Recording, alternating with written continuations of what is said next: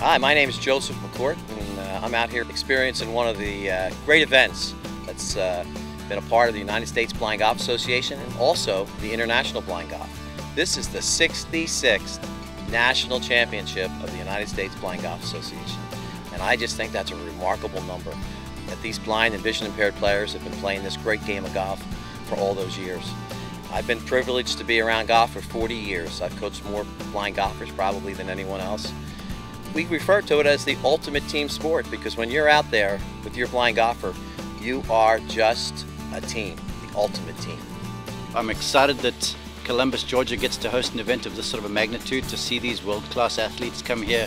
They're golfers from many countries around the world. I know there's a few from Australia, there's a gentleman from Israel. I think it's 8 countries internationally coming here to compete at Green Island and Maple Ridge over 36 holes. So it's going to be some fantastic competition, and I watched a young man called Jeremy from California this morning who was the world champion in his visually impaired category.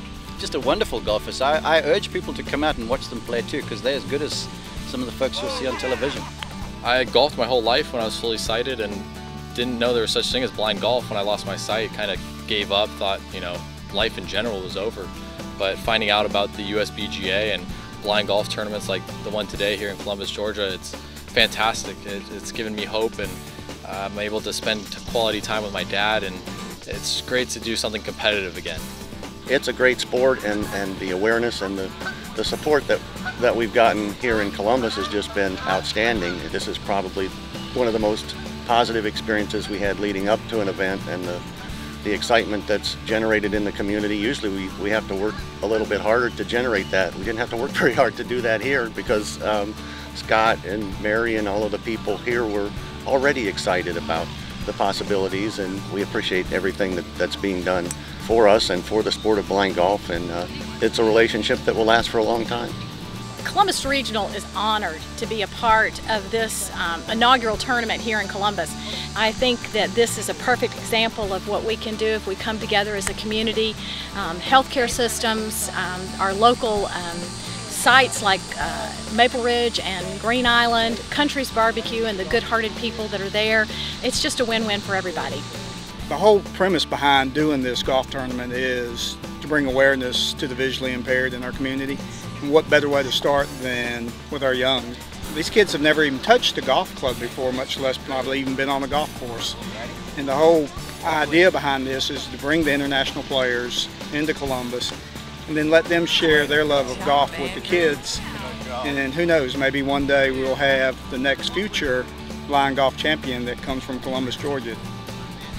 Got to meet some wonderful kids out here today who are visually impaired, legally blind, totally blind, and it was great to hear their reactions of meeting a world champion, and just to, you know, show these kids that, hey, I'm only 21, I went legally blind only 2.5 years ago, and I won the World Blind Golf Championships. It's really cool to tell them that, and then, you know, you hear these little kids saying, hey, maybe I could do that, or you're really a world champion, and teaching these guys about golf and trying to get them involved for the first time is really good. I think it'll provide a lot of hope and opportunity to their lives and a lot of excitement.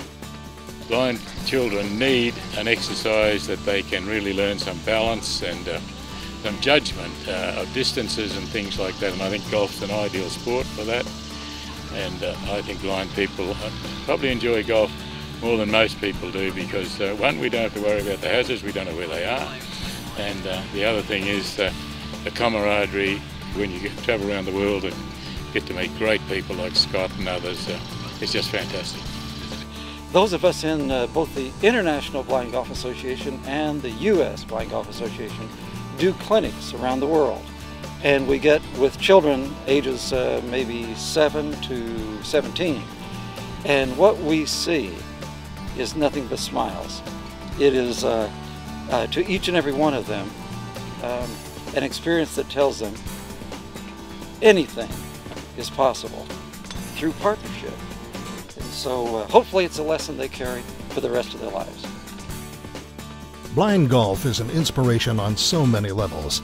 Perhaps no other event does such a great job of building awareness of the blind and vision-impaired community, and it does it by building friendships and relationships that will last a lifetime. Contact the Columbus Sports Council and be a supporter or volunteer for our next event.